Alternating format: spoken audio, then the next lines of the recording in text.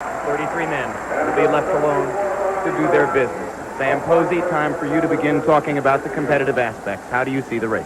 Well, I think the first question, we just saw a shot of Mario standing there. Can he make it through the pack unscathed? That's the first thing. I know from talking to him, he is prepared to take exceptional risks. He just knows at this stage in his career, first is really all that means anything to him. And interesting, the contrast between him at that pool yesterday doing absolutely nothing and the violence of what he's about to attempt. It just sticks with me. We'll have an isolated camera in a crane following that. We'll talk about the two favorites in just a second, but there are 5 men in this race who have never won the race who have a very, very good shot at it today. Emerson Fittipaldi, the Brazilian former world driving champion who led this race here last year, good shot. His teammate, Kevin Kogan, who won the opener this year at Phoenix. Very, very confident man all of a sudden, Kevin Kogan. Michael Andretti, just as loose as you can get, starting from the front row. We've seen him in the interview. He is unencumbered, it seems, by any pressure other than to just get out there and have a good time, as he might, given his age. Bobby Rahal, the man with the briefcase. You know, he has the kind of mind that I think is suited to today's racing, calculated, a strategist of the first water. And finally, little Al Unser, who is going to win this race someday, Jim, and who knows, it might be today. Why not his father, Al Unser Sr.? Well, I think that car, which has an unproven engine as well as chassis, has a good chance to run the distance. It's entered by the Penske team. But frankly, in an effort to run the distance with the Chevrolet engine, I wouldn't be surprised if the whole thing isn't a little bit detuned. I'm not sure he'll be right on the pace. Okay, so if it comes down, as I know it is your instinct to believe it will, to a mano between Mears and Sullivan, which of the two do you think you'd most like to be right now?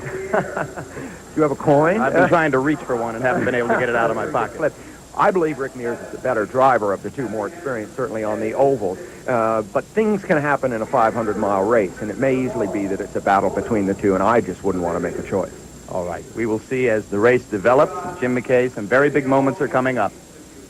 No question about that. Let's take a quick break and come back. We have held hands across America.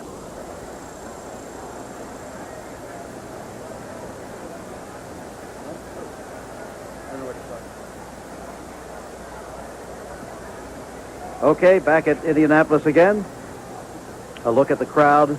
We've had the invocation, and the clergyman who gave it after a very moving invocation ended up by saying, and please God, no more rain until tomorrow. Now the playing of We taps. remember the true meaning of Memorial Day as we pause here in a moment of silence to pay homage to those individuals who have given their lives unselfishly and unafraid to make it possible for us to witness as free men the world's greatest sporting event. We also pay homage to those men who have given their lives unselfishly and without fear to make racing the world's most spectacular spectator sport.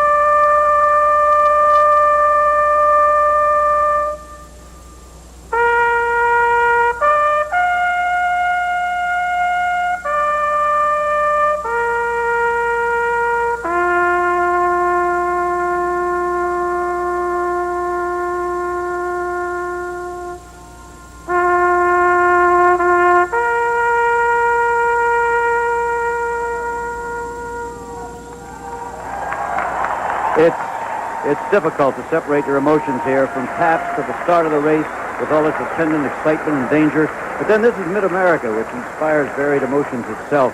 This is the land that inspired Theodore Dreiser to write his disturbing book, An American Tragedy. It is also the country that moved Dreiser's brother, known professionally as Paul Dresser, to write the nostalgic song On the Banks of the Wabash, which was played here earlier this morning. A British newspaper yesterday quoted a sociology professor They're saying that Indy represents what the U.S. is all about and stands for in the world, power and control. I would suggest that it represents the Americans' quest toward the frontier, in this case, the frontier of speed, combined with a childlike need for roots, for security. That's a need, I think, that will be summed up here in a matter of seconds for us in the traditional singing of Back Home Again in Indiana. It will be sung for us by John Davies, the artist-in-residence of the Indianapolis Opera Company. The artist-in-residence from the Indianapolis Opera, John Davies, singing the traditional Back Home Again in Indiana.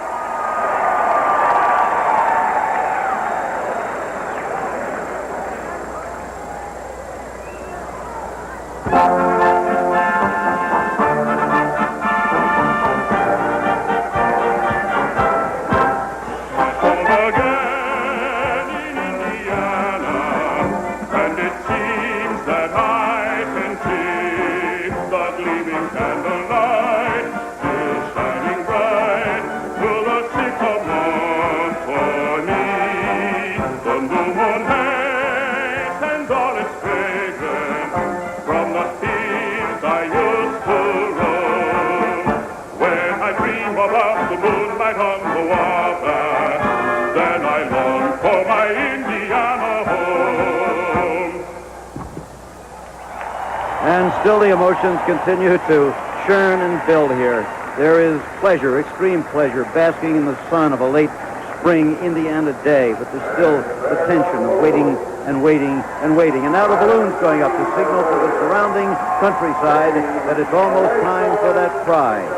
The one that was uttered for so many years by the man who made the Speedway, Tony Holman. Today it will be said by his widow, Mrs. Mary Holman. We have arrived. That time. Most of the people on their feet. The cars obviously in line now. The drivers poised and ready. The engines will actually be started by crew members At the time, in the back. No self-starters in these. And now the moment has arrived for the traditional cry. And here, against the traditional flag, is the chairman of the board the Indianapolis Motor Speedway, Mrs. Tony F. Holman. Gentlemen, start your engine. And so the sound of the engines dominates the scene now, but the real story is inside the car, inside the helmet, inside the racing coverall. The story is in the fingers tensed inside the gloves, the race plan waiting in the mind since last Sunday, the small fear that gnaws at the most courageous spirit. The real story is inside the 33 men who are about to race at Indy. That's Rick Mears, twice a winner here. Now on the comeback trail at 8:34, conscious that he has the fastest car in Indianapolis history under him. Conscious, too, of the pain that still lingers in his feet and legs long after the accident that almost ended his career. Mears on the inside of row one. Next to him, Danny Sullivan, the defending champion. The swinging bachelor image is left to the public relations man now. This is 36-year-old Danny Sullivan, who used to sleep in the back of his car out to prove that last year's victory was no fluke. Rounding out the first row, this is 23-year-old Michael Andretti, aware of the two experienced champions inside him on the front row. Not a rookie trying to blaze a new trail, but a son trying to expand the family tradition. A tough job for anybody at best. Moving back to the second row, there's old Al Unser at age 46. He's the opposite of Michael, a three-time champion here. He tries to win one more to tie A.J. Foyt's record of 4 victories, and he's not unaware that his son sits in the row behind him, Al Unser Jr. Somewhere back there, old A.J., as we mentioned, he'll have to charge from the back, and it is his habit. It is his wont. And the same is true of Mario Andretti, way back there in the 10th row, remember. And Andretti trying to win his second Indy, 17 years after he won his only one in 1969. It appears that all the cars have gotten started. That's always the first item of business here. And they are, oh, whoops, wait a minute. Let's see, who do we have there? Tom Steva's car. Now, underway. Yep. always seems to be somebody who almost gets left there, and this time, Tom Sneva. So there they are. America loves Teddy. Jim Lampley along with Sam Posey, and we are back now as the cars are on the track, and all 33 of them complete the first of 2 parade laps. There will be another parade lap after this. It takes place at the extremely docile speed of about 70 to 80 miles per hour. Then a pace lap during which the cars will speed up to about 120 miles per hour. And if they are in proper order, at the end of the pace lap, neatly fitted into their 11 rows, then they will get the green flag that signifies the beginning of the 1986 Indianapolis 500. Sam Posey, this is a last opportunity for the drivers to collect themselves, to feel the cars under them, some of them moving back and forth, as you can see there, to warm up their tires. A last opportunity to really begin to sense what it's going to be like to start this race. Well, at this moment, you're really 2 people emotionally. One wants to react to all this and to let it really wash over you that you're in the Indy 500. The other part of you is that rather tough, unemotional person that you have to be to have gotten here in the first place. I mean, I can remember warming up the tires, and you saw a couple of the cars do zigzagging back and forth, checking the gauges, and crying all at the same time. You see them going by the huge grandstands which flank the front straightaway. The cars at the front of the pack are now into turn 1, and now you see them coming out of turn 1 into the short chute at the south end of the Indianapolis Motor Speedway and toward turn 2. We have 3 race cams installed in cars. We're going to take a look right now at the view from the camera mounted in Danny Sullivan's car. That is the way it looks for someone in row 1. Sullivan has dropped just a little bit in back of Rick Mears and Michael Andretti, and now he moves back up between them. Our second race camera is mounted in the car of Ed Pym. Ed Pym, who was a rookie last year, is driving in the 4th row, and that's how it looks to be Ed Pym at this moment on the inside of row number 4. Emerson Fittipaldi and Johnny Rutherford are to the outside of Pym as he begins to first feel the car perform.